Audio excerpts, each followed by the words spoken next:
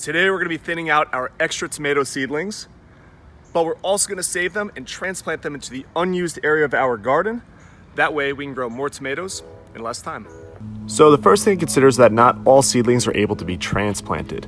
You can see this one has a little bit of space between it and the main one, meaning the roots aren't too entangled. But over here, these are really tightly packed, so some of these are going to have to be thinned out and we can't keep. This one over here, we don't know how it grew so far apart from the center of the square, away from the primary plant, but we should have plenty of room to be able to transplant it. When you go to transplant, you want to be very gentle with loosening up the soil around the plant that you intend to move. That way you don't disturb its roots or the neighboring plant's roots. We'll carefully loosen up the soil surrounding the plant, basically making a little circle around it.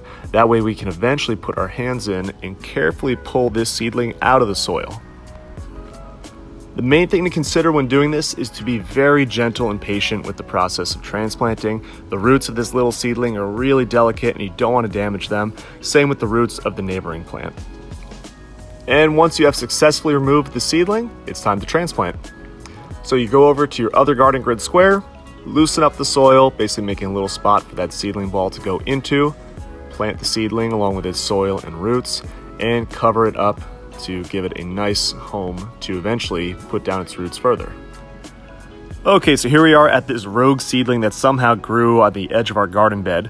What we're going to do is go around this one a little bit wider since this seedling is a bit larger and so is the plant that is growing in the center of this garden grid square. Just like we did before, we're going to loosen up that surrounding soil and then carefully pull it out of your garden. All right, so just like before, we are loosening up this soil. This one's going to be a bit larger since this seedling is larger than the last one. Oh, don't let it fall over.